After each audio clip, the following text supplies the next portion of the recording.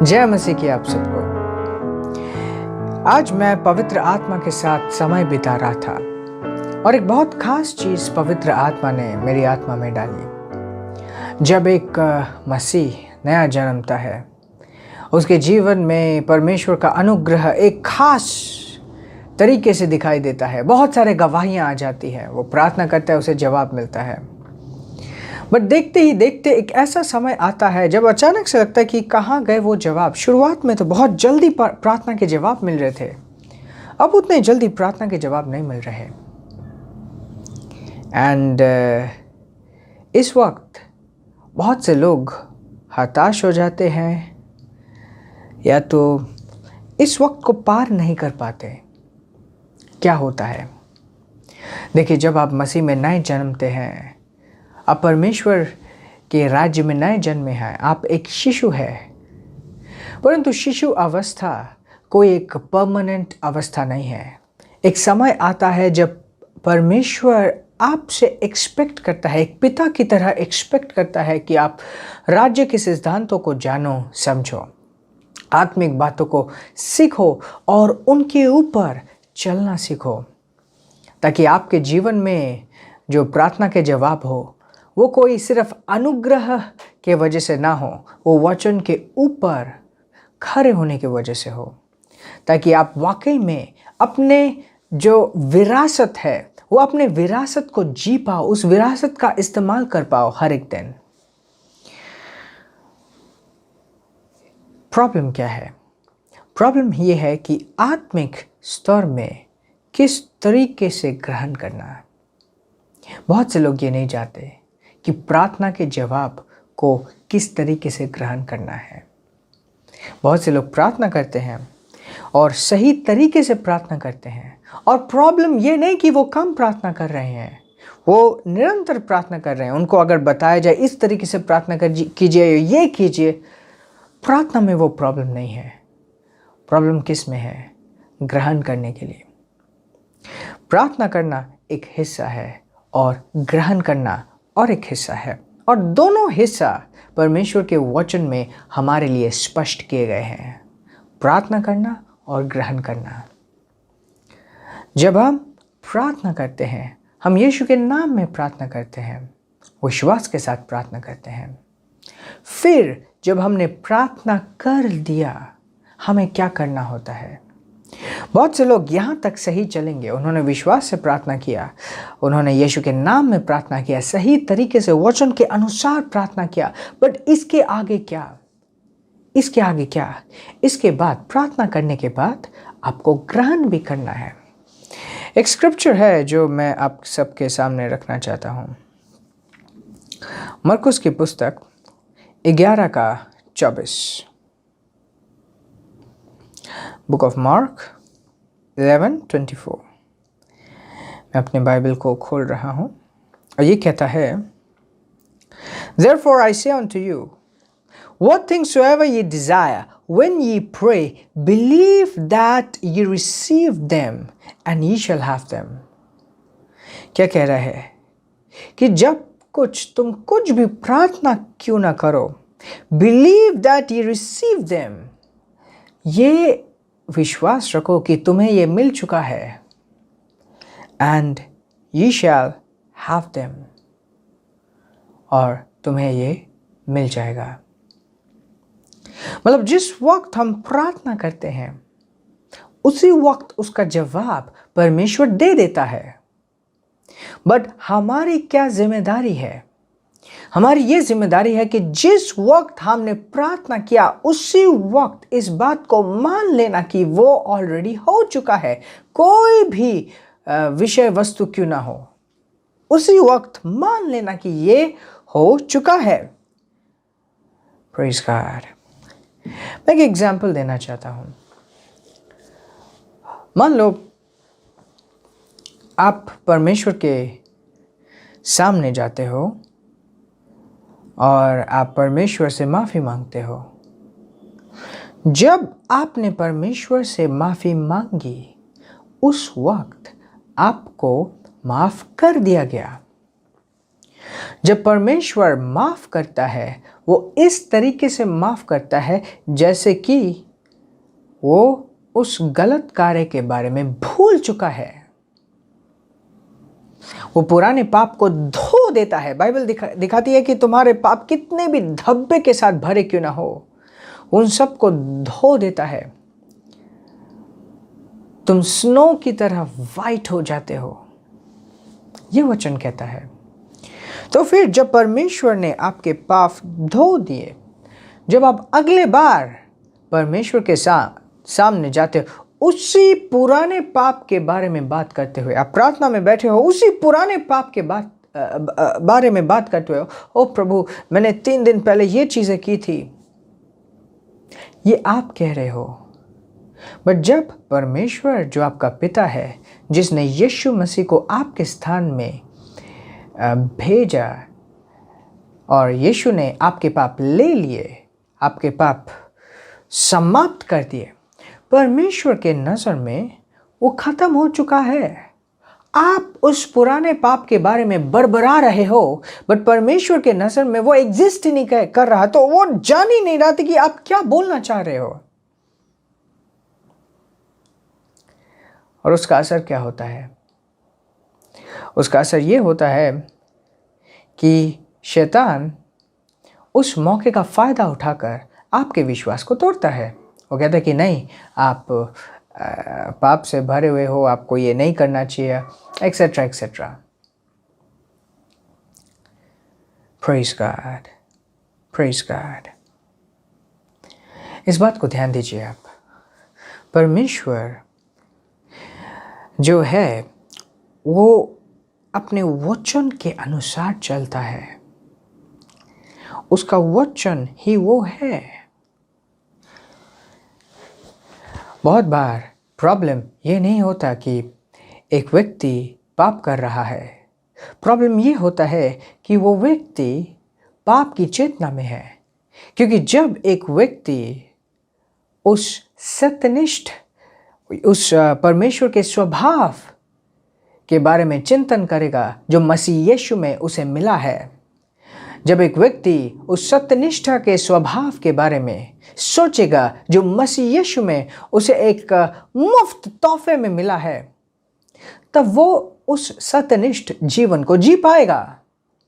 परंतु जब एक व्यक्ति पाप के बारे में मनन करता रहेगा, उसकी चिंता उस पुराने पाप के ऊपर है, वो पाप तो खत्म हो गया है, परमेश्वर ने उसे धो दिया है, यीशु के लहू ने उस पाप को धो दिया है,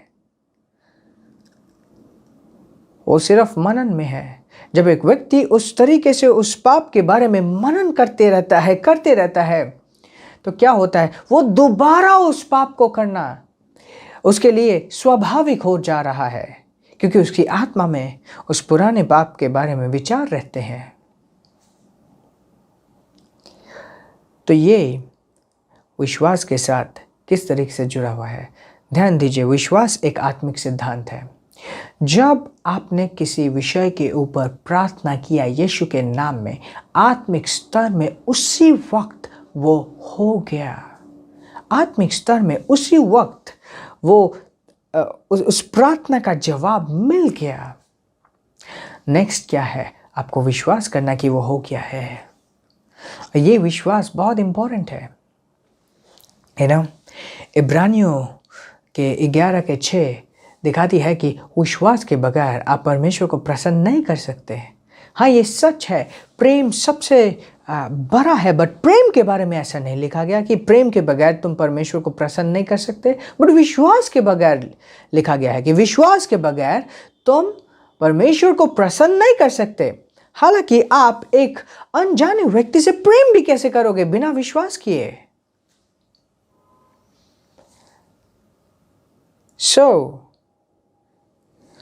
विश्वास कई प्रकार के होते हैं। कमजोर विश्वास, स्ट्रांग ताकतवर विश्वास, कम विश्वास, बड़ा विश्वास। कम विश्वास मतलब जब ज्ञान की कमी होती है, और कमजोर विश्वास मतलब जब विश्वास का इस्तेमाल नहीं किया गया होता। अब्राहम के बारे में बताया गया है, उसने कमज़ोर विश्वास का इस्तेमाल नहीं किया। Being not weak in faith, उसके पास कमज़ोर विश्वास नहीं था। और क्या किया था, वो डगमगाया नहीं, वो पकड़े रहा, उन बातों को पकड़े रहा। बहुत बार ऐसी होती है कि हमने एक विषय के ऊपर प्रार्थना किया और इमीडिएटली जो हमने प्रार्थना किया उसी का विपरीत हो गया। तो क्या हम उसी वक्त हार मान जाए? क्या हम उसी वक्त छोड़ दें? नहीं, उसी वक्त हार मान जाना, उसी वक्त छोड़ देना कमज़ोर विश्वास का एक प्रतीक है। हमें कमज़ोर विश्वास को इस्तेमाल नहीं करना। रादर हम अपने स्थान पे डटे रहे कि नहीं, जो दिख रहा है वो गलत है। परमेश्वर ने अपने वचन में कहा है कि मान लो कि वो हो गया है, तो परमेश्वर सही है, बाकी जो कुछ भी दिखाई दे रहा है वो गलत है। That's important. मसीह में जब हम बड़े होते हैं, मसीह में जब हम उन्नति करते हैं, बहुत ही ज़्यादा इम्पोर्टेंट है कि हम अपने जीवन में ग्रहण करना सीखें, परमेश्वर से ग्रहण करना सीखें, या तो विश्वास में खुद को ग्रो करें। जब हम वचन का अध्ययन करते हैं, उसके द्वारा हमारे अंदर विश्वास बढ़ता है, और विश्वास को बढ़ाना बहुत इम्पोर्टेंट है। और बढ़ाने के साथ साथ इस विश्वास को स्ट्रॉन्ग बनाना भी बहुत ज़्यादा इम्पोर्टेंट है। जब हम विश्वास का इस्तेमाल करेंगे, ये विश्वास हम में और स्ट्रॉन्ग बनता जाएगा, हमारे अंदर विश्वास और स्ट्रॉन्ग बनता जाएगा। याकूब की पुस्तक 5:16 कुछ मैं दिखाना चाहता हूँ। जेम्स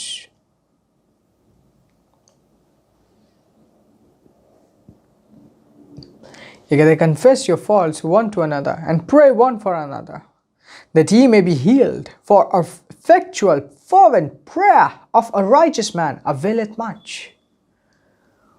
कहते निरंतर एक सत्यनिष्ठ व्यक्ति। कौन है सत्यनिष्ठ व्यक्ति? जो विश्वासी है, चाहे वो पहले दिन का ही विश्वासी क्यों ना हो। वो कहते कि अगर वो अपने हृदय से प्रार्थना करे, ये नहीं कहा कि हृदय से रोए, ये नहीं कहा कि हृदय से वो परेशान होए, अगर हृदय से प्रार्थना करे तो उसके प्रार्थना में बहुत ज़्यादा सामर्थ उपलब्ध होता है, बहुत ज़्यादा सामर्थ उपलब्ध होता है अगर वो हृदय से प्रार्थना करे और कंसिस्टेंटली प्रार्थना करें, हताश होकर नहीं। यहाँ पे लिखा है फर्वेंट मतलब तेज, शार्प। जब हम प्रार्थना करते हैं, प्रार्थना करने के बाद क्या हम इस बात को सेलिब्रेट करते हैं कि हाँ, उस प्रार्थना का जवाब मिल गया है? Learn to do that. जब आप प्रार्थना करें, प्रार्थना करने के बाद अपने हाथों को उठाइए, बोले धन्यवाद परमेश्वर, ये मिल गया है। और उसके बाद प्रार्थना करने से पहले आपकी जो हालत थी उससे ज्यादा खुशी और आनंद से आप भरे होने चाहिए प्रार्थना करने के बाद। क्यों? यही तो है, मान लेना कि ये हो गया है। अगर ये हो गया है तो आप क्या करने वाले हो? अगर ये हो गया है तो क्या आपके क्या स्टेप्स रहेंगे? कौन से कदम आप उठाओगे? अगर ये हो गया है, मान लो वो हो गया है। Praise God, praise God, hallelujah, hallelujah. Lastly आनंद एक ऐसा चीज़ है जो परमेश्वर ने हमें पवित्र आत्मा के द्वारा हमारे आत्मा के अंदर डाल दिया है। अगर हम चुनेंगे कि हाँ, हम आनंद से भरे रहें तो हम भरे रह पाएंगे। जो भी आप कर रहे हो, जिस भी जगह से, जिस भी परिस्थिति से आप गुजर रहे हो, आनंद के साथ गुजरो। अगर आपके द्वारा पूरा परिवार सिर्फ आपके कमाई के द्वारा चल रहा है, सिर्फ आपके परिश्रम के द्वारा अगर पूरा परिवार चल रहा है, आनंद से करो।